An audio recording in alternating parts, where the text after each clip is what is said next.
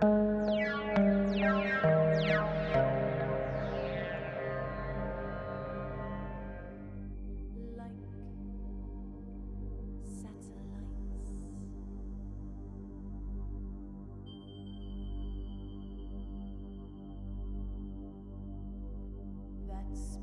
horizons,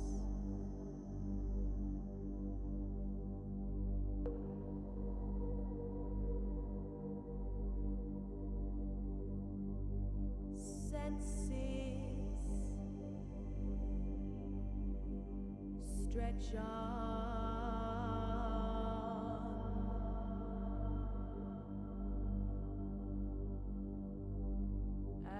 and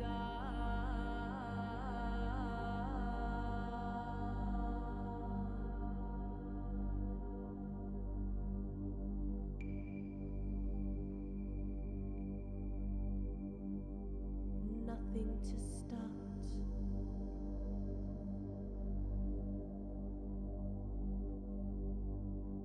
so nothing to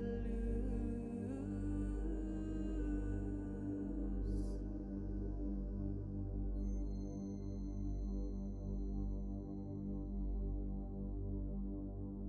not to forever.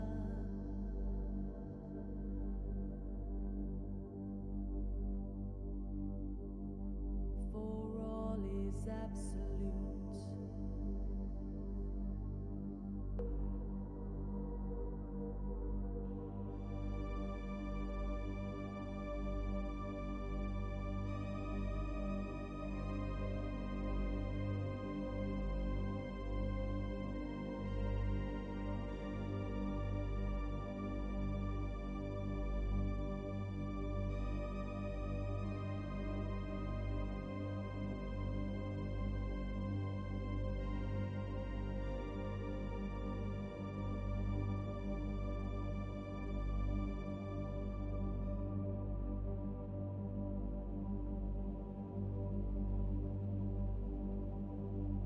Grounded on nothing.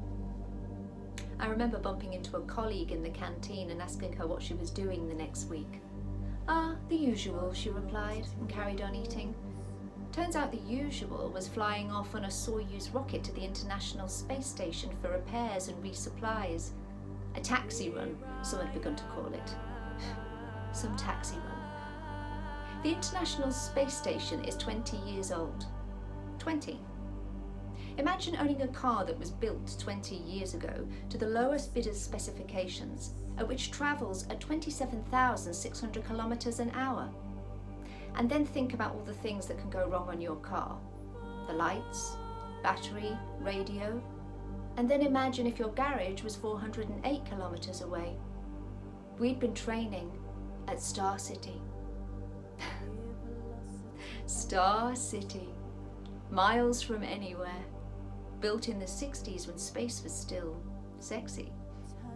All those Soviet statues and mosaics, proud, bold statements of dreams, of the stars.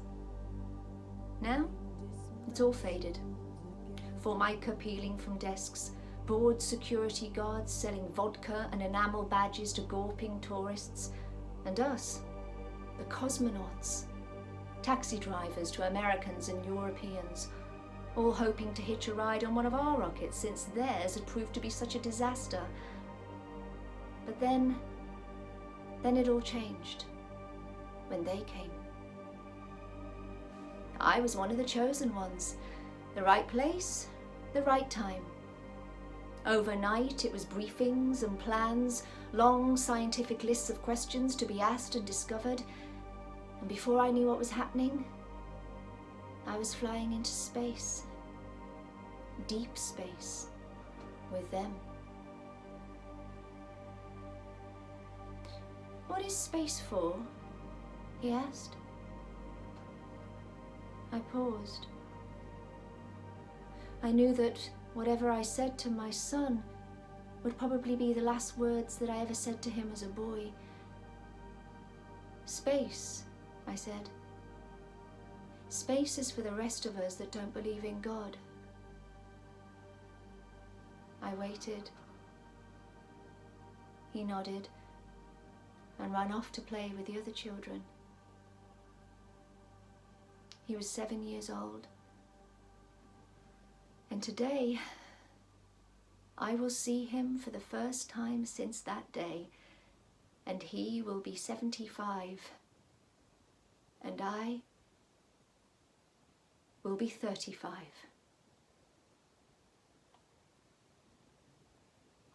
I have seen the pillars of creation. I have seen gas nebula turn and give life into stars. I have seen moons and planets that defy description. I have seen galaxies and such lights. But I have missed so much. I can see the earth now, and I am crying.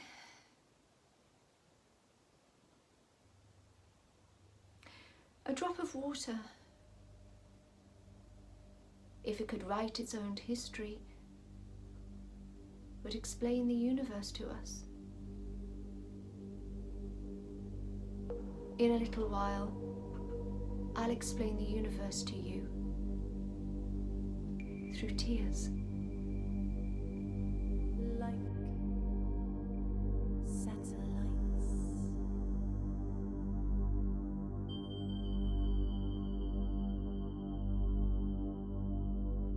that span horizons,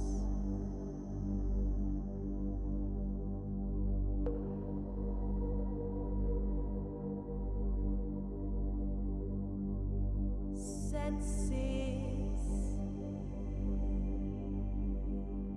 stretch on.